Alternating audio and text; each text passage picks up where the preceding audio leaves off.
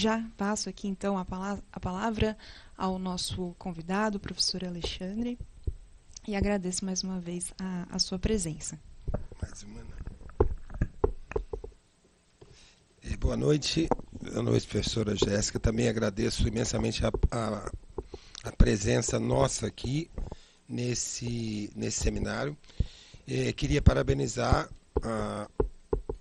a Defensoria. Está meio bambo aqui, né? A Defensoria Pública de São Paulo pela iniciativa. Acho que é um diálogo extremamente necessário, né, que a gente possa estabelecer entre universidade, defensoria e todos aqueles envolvidos. Hoje, na mesa pela manhã, tínhamos também familiares de sobreviventes do cárcere, né? Então, ampliar esse diálogo, e o professor Shekhara falava também da necessidade de ter esse diálogo com o judiciário, né? Eu vou tirar aqui, que eu acho que é melhor, né? Então, queria agradecer essa oportunidade e trazer um pouco da minha trajetória, a minha experiência nesse contexto que une, né, educação e prisões. Na verdade, quando a gente pensa em educação e prisão e pensa no direito, parece que é algo que é mais próximo, né, de se pensar essa relação da execução penal e da relação com o direito à educação, né? Mas no âmbito da educação, a gente também tem algum tempo dialogado com o campo do direito, principalmente quando a gente trata da educação de jovens e adultos, porque a gente está falando de um público que justamente teve seu direito negado, né, à educação. E a gente não está falando de pouca gente, né? Mais ou menos hoje, cerca de 50 milhões de pessoas no Brasil não concluíram sequer o ensino fundamental, né? A gente tem um ensino médio que é um gargalo tremendo, né, de vários jovens que ingressam no ensino médio e não o concluem, né? Então a gente resolveu lá no final dos anos 90 a questão do acesso à educação, mas nós não temos uma educação de qualidade que mantém esse jovem, né? Então a gente vem discutindo durante muitos anos no âmbito da educação e particularmente na educação de jovens e adultos essa relação com o direito, né? A Constituição de 88 é a primeira Constituição que trata do direito à educação daqueles que não tiveram acesso à escola na chamada idade própria. A gente contesta muito isso, né? O que é a idade própria para aprender? Mas esse é o termo da Constituição. Então, o artigo 205 fala que é de dever do Estado, direito do cidadão, dever da família, do Estado e direito do cidadão. E o 208 vai dizer, é dever de todos, inclusive daqueles que a ela não tiveram acesso na idade própria, né? Então, para nós, da educação de jovens e adultos, esse diálogo com o direito já vinha se estabelecendo, né? E, felizmente, nos últimos anos, e aí eu vou fazer um recorte exatamente dos últimos 20 anos, né, a gente tem também o reconhecimento dos jovens e adultos privados de liberdade como sujeitos da educação de jovens e adultos, né? Então, esses sujeitos privados de liberdade, cujo perfil e trajetória escolar se parece muito, né, com aqueles que estão fora, né, do sistema penitenciário, porque são periféricos, negros, né, são pessoas com trajetória de negação, inclusive, não só do direito básico à educação, mas de outros direitos também, né? Então, a gente, ao reconhecer esses sujeitos, né, e ao identificar esse perfil dentro do sistema carcerário, 70% da população que está hoje no sistema não concluiu o ensino fundamental, né? 90% mais ou menos não concluiu o ensino médio, né? E a gente ainda tem uma demanda nova e legítima daqueles que querem, né, ingressar no ensino superior, embora seja um número bem menor e bem pouco expressivo ainda, mas nada impede, né, que a gente também considere o direito desse, porque quando a gente está falando do direito à educação é um direito de todos, né, sem exceção, né? E aí, tomando como referência os últimos 20 anos, eu acho que a gente teve esse casamento, né, que foi um casamento muito feliz e que eu acho que não tem mais retorno, embora ele tenha muitos avanços e retrocessos, né? Então, a gente vai tentar registrar aqui alguns desses avanços e retrocessos e dos desafios que a gente tem hoje pela frente, né? Eu tomo como referência um projeto que chama-se Projeto Educando para a Liberdade. Eu trouxe aqui o material, inclusive, para mostrar para vocês. Esse projeto é de 2005 e, para mim, representa o ingresso nesse universo do sistema penitenciário. Eu participei do projeto Educando para a Liberdade como consultor, e foi uma experiência, foi a minha primeira vez que eu entrei no sistema, né? E foi, vamos dizer assim, overdose, porque a gente visitou presídios em 8 estados brasileiros e, como a gente estava na representação de um projeto que envolvia Ministério da Justiça, Ministério da Educação e Unesco, a gente, em cada estado, todo mundo queria que a gente entrasse em todas as unidades. Então, multiplica por 8, isso foi um choque, né? Esse momento de inserção. Mas eu registro isso porque eu acredito que esse projeto, Educando para a Liberdade, que foi um projeto pensado a partir do DEPEN, que era o Departamento Penitenciário Nacional, dentro do Ministério da Justiça, hoje é o SENAPEN, Secretaria Nacional de Política Penitenciária, e a secretaria justamente que cuida da educação de jovens e adultos no MEC, que é a SECADI, Secretaria de Educação Continuada, Alfabetização, Diversidade e Inclusão. Essa secretaria, ela trabalha também com outras temáticas que são marginais no âmbito da educação.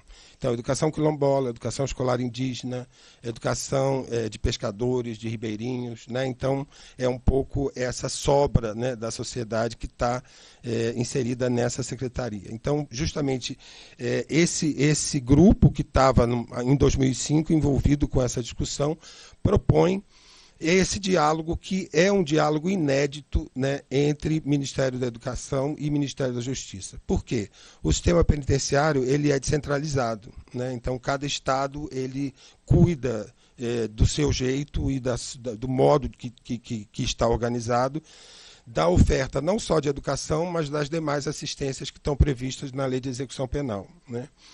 E quando a gente pensou nessa questão da necessidade da oferta da educação, entendemos que esse diálogo era necessário e que tanto o Ministério da Justiça como o Ministério da Educação, embora tratando-se de um sistema descentralizado, deveriam exercer um papel de indutores, né?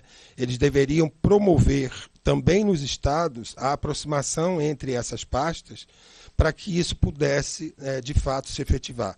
A gente sabe, hoje de manhã a gente falou isso, né, que o trabalho de educação dentro do sistema ele é muito mal visto pelos profissionais da execução penal, né, e muitas vezes não tendo a participação e o entendimento desses profissionais, né, não tendo a adesão desses profissionais no processo de oferta, é praticamente impossível realizar essas atividades, né, ao ponto da gente ter depoimentos de professores que diziam que os deslocamentos dentro do sistema penitenciário são muito complexos, né, você tirar um preso de um pavilhão, levar para uma sala de aula, e isso às vezes é feito por um policial penal, na época agente penitenciário, né. O último preso chegava na hora de terminar a aula, né? Então, assim, que tipo de qualidade de oferta que a gente estava fazendo, né? Mas eu penso que foi um momento muito fértil, muito rico, muito interessante para se pensar essa relação, educação e prisões, né? E isso repercutiu enormemente na produção acadêmica nos últimos 20 anos. A gente tem uma quantidade enorme de teses e dissertações, né? Inclusive de trabalhos de conclusão de curso na graduação, que tratam de experiências relacionadas e pesquisas, né, ou atividades de extensão relacionadas com o sistema penitenciário. É um dado curioso porque quando a gente olha para outras temáticas marginais no âmbito da educação, elas tiveram entrada na universidade pela porta da extensão, que é aquela menos valorizada, né? Então, quando a gente pensa em educação no campo, educação e relações étnico-raciais, educação educação ambiental ou educação escolar indígena, todas elas entraram pela extensão e pouco a pouco foram conquistando a pesquisa, e o ensino ainda é um desafio, por incrível que pareça, né? Quando eu digo que o ensino ainda é um desafio, a gente pensa, por exemplo, no caso da educação de jovens e adultos, nós, a universidade, formamos licenciandos, né, que serão educadores da educação básica, né, e somente uma licenciatura, que é a pedagogia, trata especificamente da educação de jovens e adultos. Um professor de química, física, biologia, matemática, ele jamais ouviu falar da EJA, né? Inclusive a gente brinca que é muito comum a gente ouvir o povo falar de OEJA, né? A gente assim, trocam até o gênero da pobrezinha, que não é pobrezinha, né? Porque é um universo completamente desconhecido e a gente vai, né, muitas vezes concluir a graduação, tornar-se professor e atuar justamente na educação de jovens e adultos, né? Então, é algo que a gente entende que essa conquista no campo do ensino ainda é uma luta que a gente está travando, né? Mas, curiosamente, no âmbito da educação prisional, essa entrada se deu pela porta principal, vamos dizer assim, que é da pesquisa, né? Então, nos últimos anos, a gente viu crescer muito essa produção acadêmica, o que tem contribuído muito, né, para a aproximação entre universidade e cárcere. Agora, o que a gente diz, e que ainda é também outro desafio, é que essa aproximação ela não é institucional. Acho que é um pouco o que a Karina falou, né? A gente está lá não como universidade, mas está como pesquisador ou como extensionista individualmente. Seria muito diferente se a gente tivesse como universidade, porque a resistência talvez fosse menor, né? A gente, ano passado, teve a experiência de conhecer as experiências da Argentina, onde existem essas propostas de centros universitários nas unidades penais. Nós ouvimos dos nossos colegas, são mais de 70 universidades públicas na Argentina, das quais 36 possuem atividades dentro do sistema penitenciário. Mas não são todas que têm a mesma experiência que a gente conheceu em San Martín, né, que é onde você tem um centro universitário, onde você tem, por exemplo, atividades das quais estão participando presos e agentes penitenciários, né, em ofertas de cursos, por exemplo. Então, a gente tem aí esse desafio que é pensar essa aproximação universidade-cárcere não apenas pelos indivíduos que hoje estão fazendo pesquisa e extensão, mas também pensar na entrada da universidade. Daí saudamos, né, essa experiência que está tendo início na Universidade Estadual do Maranhão. A gente tem notícia de duas universidades também novas, né, que são a Universidade do Oeste da Bahia e do Sul da Bahia, que recentemente propuseram cotas, né, ação afirmativa, políticas de cotas para egressos do sistema penitenciário, né, e isso nos fortalece, né, que nos aproxime. Então, também como resultado desse projeto Educando para a Liberdade, a gente teve um movimento que se inicia. O projeto Educando para a Liberdade é de 2005, e em 2006 a gente tem a criação de uma rede chamada Rede Internacional de Educação em Contexto de Ensino. Essa rede, Rede LESSE, ela pensa na aproximação entre as experiências do Brasil e da América Latina, né? Ela conta com o apoio, exatamente porque tinha Ministério da Justiça e Ministério da Educação, conta com o apoio da União Europeia, do projeto Eurosocial, e desse projeto participam, né, 11 países. Então, Argentina, Brasil, Costa Rica, Equador, El Salvador, Honduras, Paraguai, Peru, México e Uruguai. Então, a necessidade da gente dialogar também com os nossos irmãos, né? A gente tem toda uma referência no campo da criminologia crítica e vários estudos que são, inclusive, acionados por nós que mexemos com a educação prisional, mas vêm todos da referência do norte, né? Então, como é que a gente podia também dialogar com os nossos irmãos?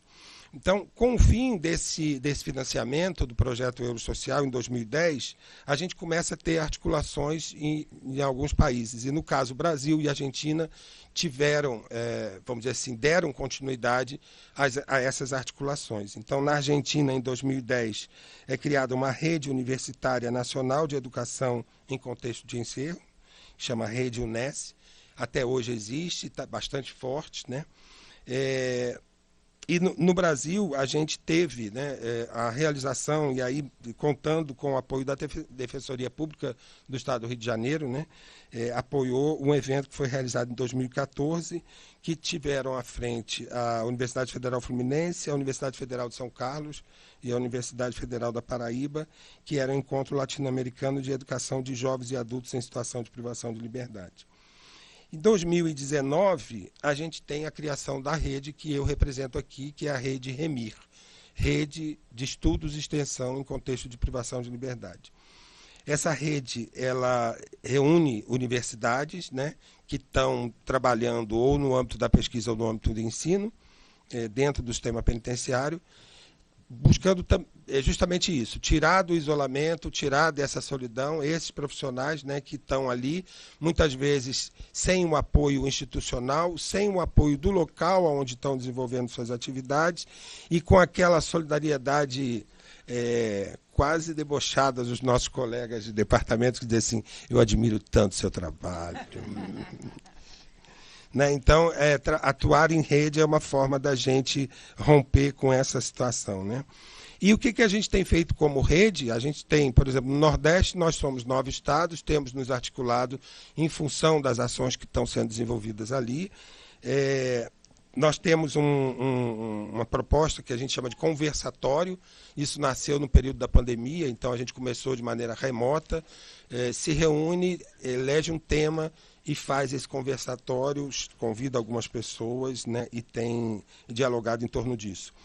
Nós realizamos um primeiro mapeamento no Nordeste, eu estou falando da experiência da rede REMIR na Regional Nordeste. Realizamos uma primeira experiência de mapeamento das ações de extensão de ensino, publicamos isso no formato de e-book, né? E temos também essa jornada de estudos de educação de jovens e adultos em contexto de privação de liberdade. Realizamos a primeira em 2019, a segunda foi realizada em 2020 e agora, né, dia 13 e 14, está aqui a Jennifer que estava lá também, realizamos a terceira jornada de estudos de educação de jovens e adultos privados de liberdade. Então, esse é um pouco das ações que a gente tem desenvolvido, né, como rede e no âmbito da discussão de educação e prisões. Eu tenho 1 minuto para concluir, mas eu queria dizer que é uma coisa que eu acho que... Eu trabalho com educação de jovens e adultos há muitos anos, né? Comecei a temática específica de jovens e adultos privados de liberdade no meu doutorado, que foi realizado entre 2008 e 2012, e agora, no estágio pós-doutoral, eu tive a oportunidade de estar na Argentina também 2 meses e conhecer algumas experiências nesse sentido. Mas eu costumo dizer que o fato da gente estar discutindo a educação de jovens e adultos no âmbito da EJA, da educação de jovens e adultos, é um enorme ganho, uma enorme conquista. Por quê? Porque, primeiro, né, a gente, quando fala de educação, a gente fala, por exemplo, de ensino fundamental, a gente fala de ensino médio, a gente fala de ensino superior, mas a gente fala de educação de jovens e adultos. Isso não é uma questão semântica, simplesmente, né? Por quê? Porque a gente, quando está falando de educação de jovens e adultos, a gente não está falando apenas de uma perspectiva conteudista. A EJA, ela é herdeira de um movimento que talvez tenha sido o movimento mais revolucionário no âmbito da educação, que foi o movimento de educação e cultura popular. Né? Esse movimento surge no final dos anos 50, se fortalece ali nos anos 60, do qual surge o pensamento de Paulo Freire, né? Porque foi o grande sistematizador disso.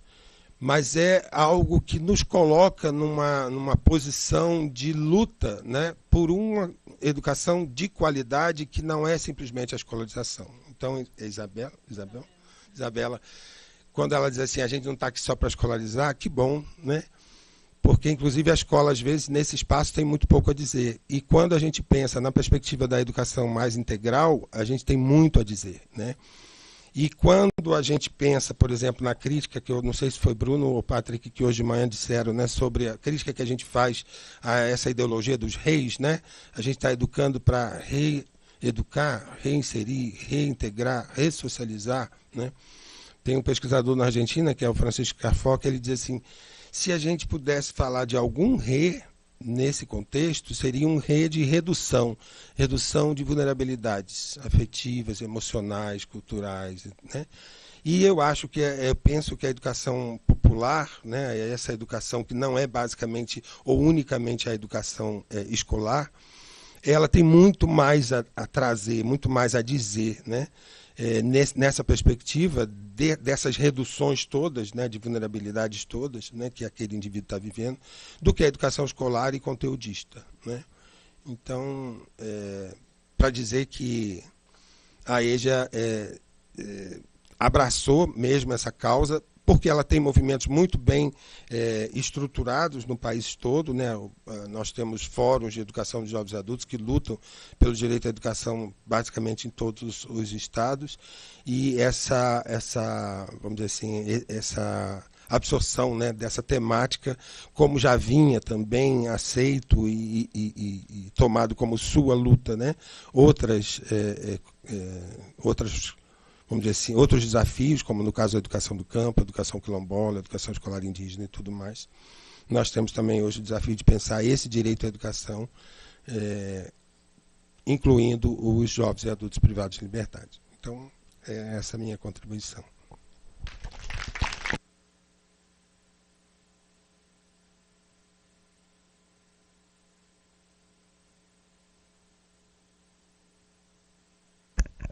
Professor Alexandre, da mesma forma como agradeci a professora Karina, também lhe agradeço. Excelente exposição. Muito obrigada por compartilhar aqui na Faculdade de Direito a importância da EJA, né, o papel, o conteúdo de luta que envolve, de luta social, que envolve esse setor da educação, e também aqui de nos trazer essa reflexão da valoração que o sistema político, social brasileiro tem dado ao direito à educação, né, num sentido total. Então, incrível aqui a exposição também do professor Alexandre, né, e professor Alexandre e professora Karina, se me permitem, eu gostaria aqui de abrir para o debate, que é a parte mais interessante, no sentido de podermos aproveitar tanto aqui a experiência concreta do GEDUC, né, dentro das penitenciárias aqui no estado de São Paulo, quanto os projetos que nós acabamos aqui de conhecer, essas experiências concretas e materiais.